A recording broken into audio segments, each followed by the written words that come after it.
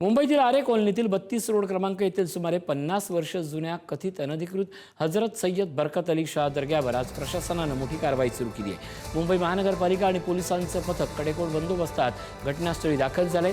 मागील महिन्यात भाजप नेते किरीट सोमय्या यांनी या ठिकाणाला भेट दिली होती, तेव्हा स्थानिकांनी विरोध केला होता। त्यानंतर या बांधकामांच्या वैधतेची चौकशी सुरू केली आहे। कारवाई दरम्यान कोणताही अनुचित प्रकार घडू नये म्हणून परिसरात सध्या मोठा पोलीस बंदोबस्त तैनात करण्यात आला आहे।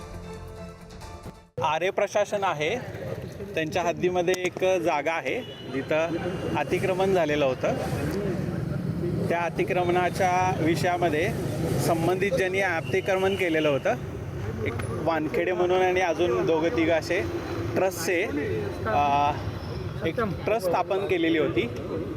एकाचं नाव वानखेडे आहे आणि दुसरे तिघंजण आहेत त्या ट्रस्टमध्ये। तर त्यांना त्यांनी नोटीस दिलेली होती की आपली इथून 21 तारखेला अतिक्रमण आहे ते आपण काढून घ्यावं किंवा आपले काही लीगल डॉक्युमेंट्स असतील तर प्रोड्यूस कराव्यात। तर त्यांना ते शक्य झालेलं नाही। ही जागा आरेच्या हद्दीमध्ये होती, ताब्यामध्ये होती, त्यांच्या ज्युरिडिक्शनमध्ये होती।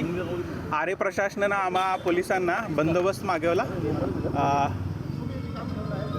ते डिमॉलिशन करण्यासाठी जे स्ट्रक्चर आहे तिथं बंदोबस्त आम्ही त्यांना आज प्रोव्हाइड केलेला आहे आणि त्यानुसार आरे प्रशासनाने तिथं ती कारवाई केलेली आहे। वांद्रेनंतर आता अनेक मुंबईच्या परिसरांमध्ये तोडफोडची कारवाई महानगरपालिकेकडून आपण आरे कॉलनीमध्ये आहोत आणि आरे कॉलनीमध्ये इथं एक सगळ्यात मोठी कारवाई जी आहे ती आता इकडे पाहायला मिळते। पोलिसांच्या निदर्शनाखाली ही संपूर्ण कारवाई इकडे पाहायला मिळते। एकंदर पाहायला गेलं सगळ्यात महत्त्वाची गोष्ट की या कारवाई अंतर्गत इकडे खऱ्या अर्थानं मोठी दर्गा होती आणि ती दर्गा आज खऱ्या अर्थानं पाडण्यात आलेली आहे। 2017 साली खरं तर कारवाई करण्यात आली होती, मात्र ही जागा आरेची असल्यामुळे, संपूर्ण जागा आरेची असल्यामुळे ही संपूर्ण कारवाई करण्यात आली आहे। आपण बघू शकतो ताडपत्री किंवा हे सगळ्या बघू शकतो तो मोठ्या प्रमाणावर ही कारवाई झालेली आहे।